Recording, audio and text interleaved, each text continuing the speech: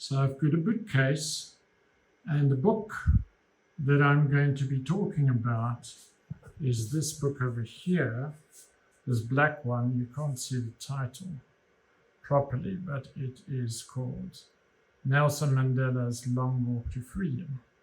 And above that, there are a couple of books by my favorite author, Dr. Caroline Myss.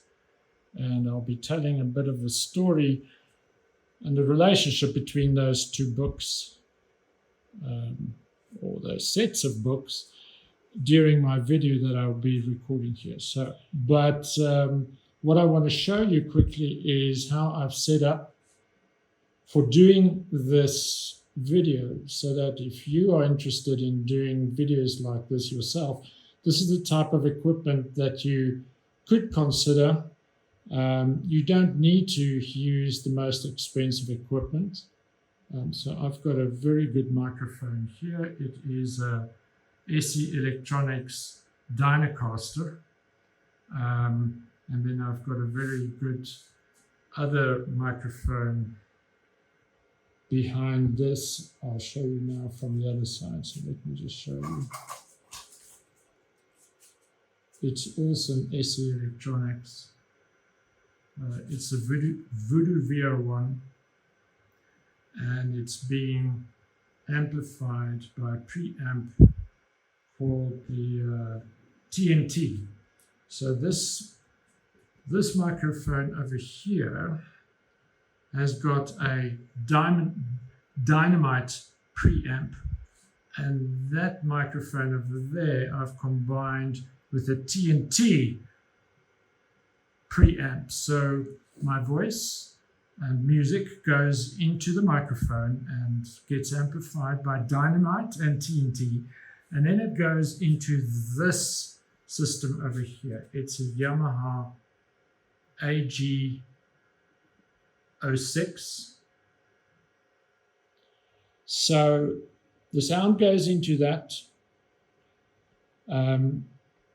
It's always suggested that you use a digital, what is it called? It's a mixing console. You get different types. There are many brands these days, but I've researched, and this one is very inexpensive, comparable to many others, and they've got lots of functionality that others don't have. The only thing that I lack in this one is that the second channel, this one over here,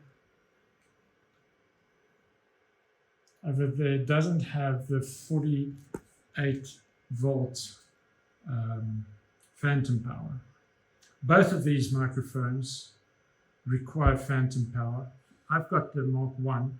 If you buy the Mark 2, that second microphone channel actually has got the 48 volt phantom power, which is required for condenser microphones that I'm using. Well, this one is a condenser microphone. I'll just go back here. That one's a condenser microphone. This one over here is actually a ribbon microphone, but they share the commonality that they both require phantom power.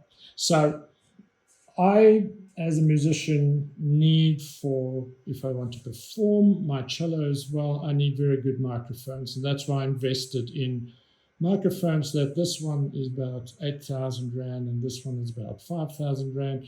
So they're not the most expensive ones, but they provide a very good quality. This one compares very good with the podcast microphone that you always see, the Shure microphone that you always see on podcasts, on YouTube and so forth. It compares extremely well with that. It's much cheaper than the Shure microphone that I'm talking about.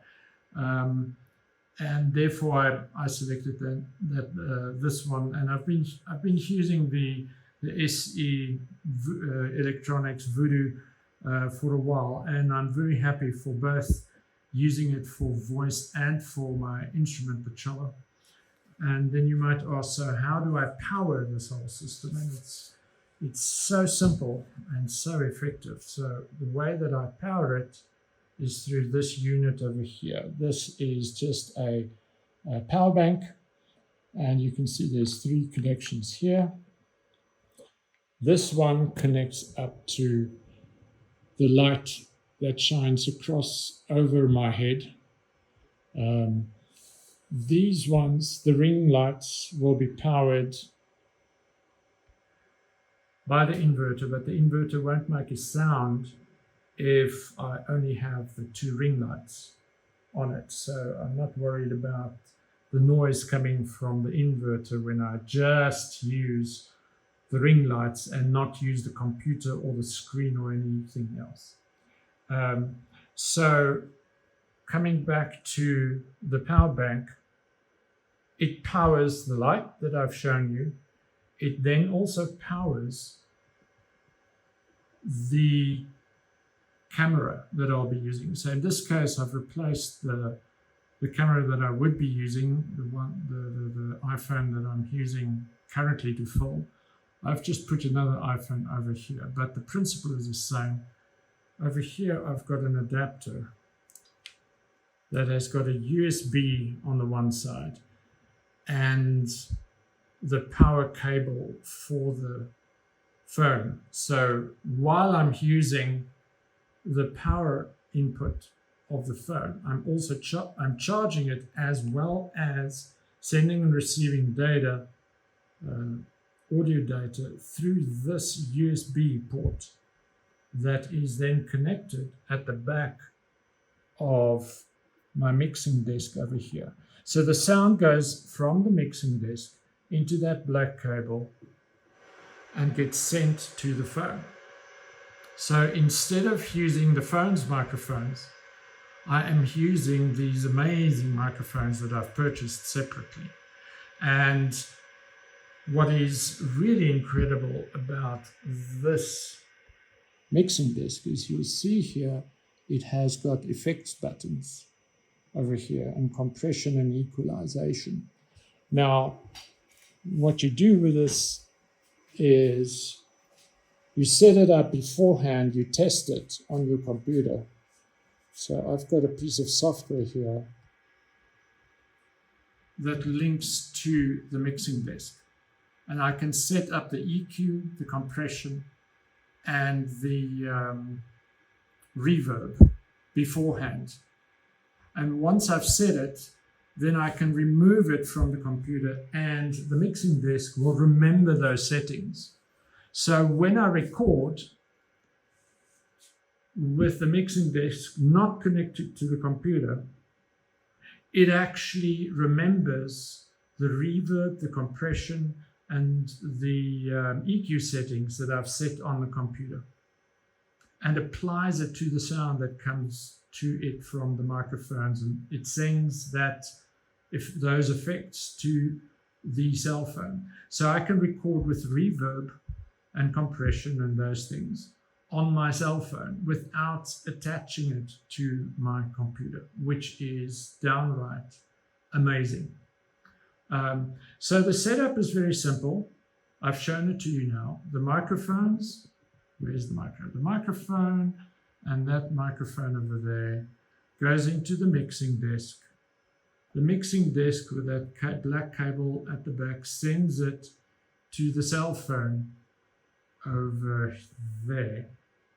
And the cell phone uses the beautiful sound that comes from the microphones and then amplified and corrected with reverb, etc., to the cell phone. And it's all in real time, so I don't need to mix anything afterwards. Once the video is made, the sound is pretty much good to go, as long as I did my settings correctly beforehand on the computer. As for the lighting, I use that light at the top. It is a lume cube. I discovered the lume cubes when I started playing around with the Hero GoPro action cameras. Now this one has got a little diffuser over here. Let's just show you. This is a diffuser, and on the back side it also has got a color filter, so it makes the color softer. There's the white that you see now. And when I put it back, then it changes the color slightly. So I'm taking it away, changes the color slightly, and it diffuses it so that it goes all over. It lights the top of my head as well as the background. That's what this one light at the top at the top does. Typically, one could use a light. It's always good to light the background, to put a light behind the chair over here that points to the background. But in this case, I'm sitting so close. So this is my chair. I'm sitting so close to the background that it's pointless to have a light at the back of the chair. And that's why I'm just using this light at the top to light the background and the top of my head. And then the only other light I use are these two ring lights that I purchased for, the one that I got today was, I think, for something like 800 Rand or 600, between 600 and 800 Rand. That comes with a remote control over there. And this, they're both of the same make. So what I can do with the remote control is I can change the settings. I can make it brighter very quickly. And I can change, most importantly, I can change the color of the light. So the Kelvin setting. So there, it's a very warm light. That's what I like using because it makes me look good on film, and then I don't have to edit the film afterwards. So that's pretty much it. That's my setup. So as I said, the only thing where I need power is for the two ring lights, which takes 12 volts each. And therefore, this inverter, even during load shedding, would not make a noise while I use only that.